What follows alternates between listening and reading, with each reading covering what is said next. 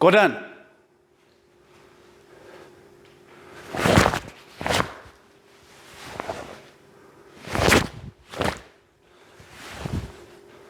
Wait! Wait!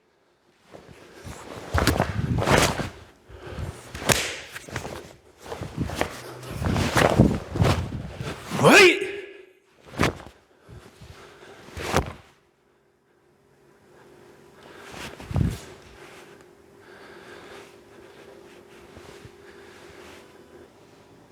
So this is the key point section of the video. There are some key points that are specific to Godan from what I've seen and researched so far. There are others that apply to all the katas that we've done so far. By the time you got to Godan, you should have several years of practicing.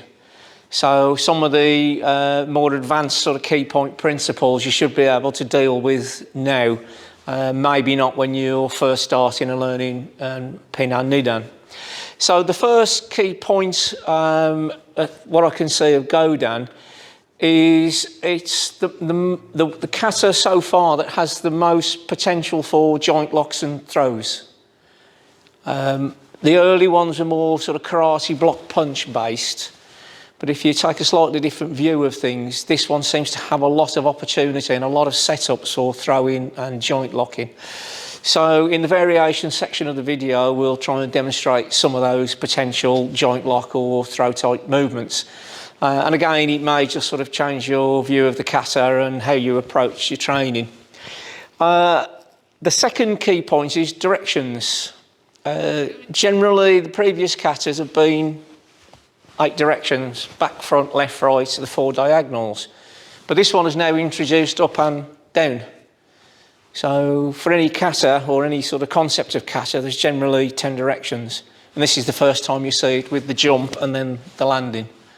So this is like something new that's appeared, and it's logical this is the place where it will be, because this is the last in this series. So that's a new and interesting concept. The other more sort of general is the dynamics involved in this kata, and especially the jump. A lot of sports-based training now, you'll see people jumping up and down onto boxes. It's dynamic, explosive movement. And the jump, if you practice it enough, will give you dynamic and explosive power from the hips and the legs, the quads and the general musculature. So, you know, if you've got to improve your karate, you've got to have sufficient strength in your body to be able to perform the techniques correctly. And this is a way of doing that and increasing your lower body strength by using this jump. And the final point, and this applies to all the katas, is this could be a good introduction to the idea of kata-based sparring. You know, if you start off as a beginner and you get into sparring, it rapidly sort of gets out of control and scrappy and all over the place. So a useful way to get into it is kata-based sparring, where you each know what the attack is and you each know what the potential defences are, but rather than it being a fixed ippon kumite style technique, you can move around a little bit more like sparring, but you still know what the attack is and what the defences are. It's just not so formalised and not so rigid. And there's some great opportunities in Godan for kata-based sparring.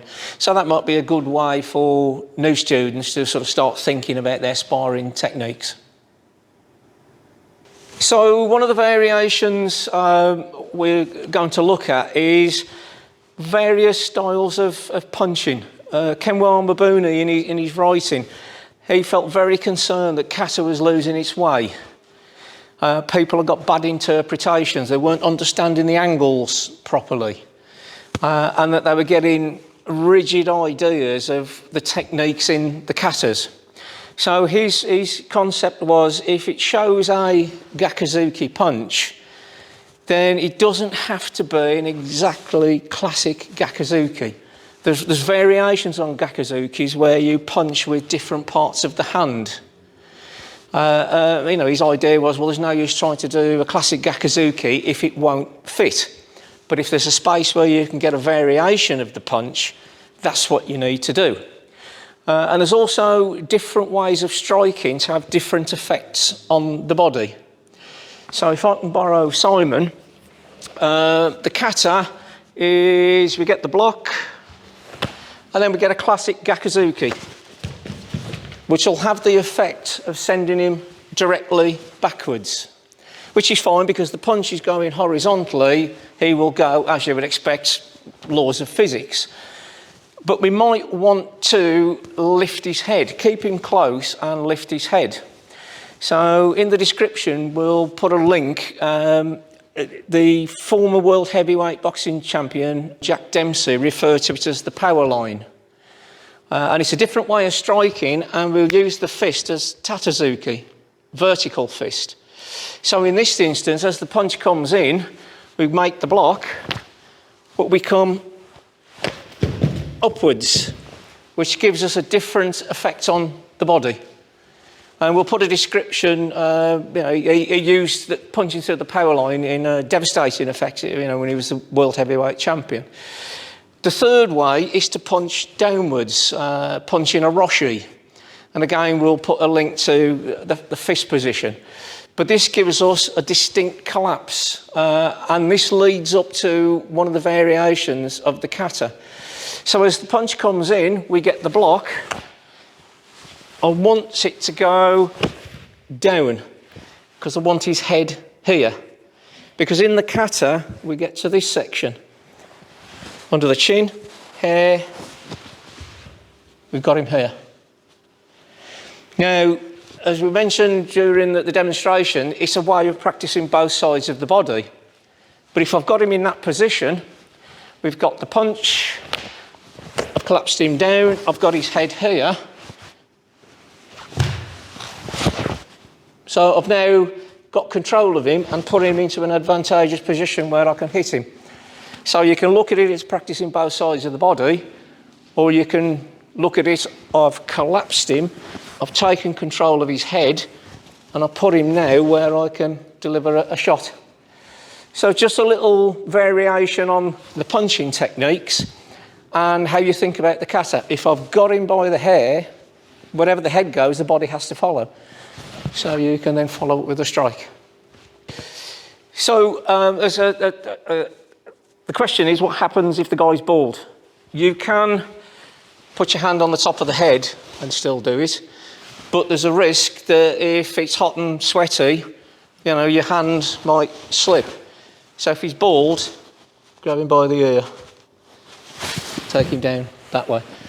And if somebody's got you by the ear and they're pulling hard, then chances are you're going to comply. And this is very similar to nai hanchi. The section in nai hanchi, when you get these covers, they're not really covers, I don't think. They're more head control. So again, we're progressing from the Pinan Katas towards the more advanced katas. So this is another little stepping stone along the way. So the next section of the kata, people describe it as a juji-uke. But you can also view it as a joint lock. So this section, these can be joint locks and arm locks. So we take a quick look at that. If a grab comes onto the hand, instead of thinking of juji-uke, if you come underneath, you can apply pressure upwards, up, roll him over, and the kata you step through, but we can just come through with hizugari, drive him away. So what's classically a juji-uke, come underneath, finger locks, up, roll it over, push through. So again, just looking at the kata slightly differently, rather than sort of block punch, we've got joint locks, wrist locks, manipulation. Back to this idea of tagumi and grappling. So just a different way of looking at that section. So we'll have a look at this variation on the end section of the kata, where we get these movements. We're going to look at it as a takedown. I'm going to try and link the two sections together. We're going to go for a takedown. Uke realises what's happening, so then we progress through to the second part of the kata. So as the attack comes in, we get a strike. We hook underneath, round the head, comes down. What we're hoping to do is take him to the floor, but he realises what's happening, stands up. So we come through as it shows in the kata for an Arimanagi type technique. So that's the end section of the kata, looking at it from a throwing point of view, rather than purely as a kicking, blocking and punching point of view. So we'll put some links to some of the things that have been referenced in the katas. One of the interesting things is Anko Itosu's 10 principles. Itosu tried to get karate into the Okinawan school system the same way that Jigoro Kano got judo into the Japanese school system. So we come up with these 10 precepts of why it was a good idea to teach karate in school. So we'll put a link to that and some of the other items we've discussed today, so you can go away and do some research of your own.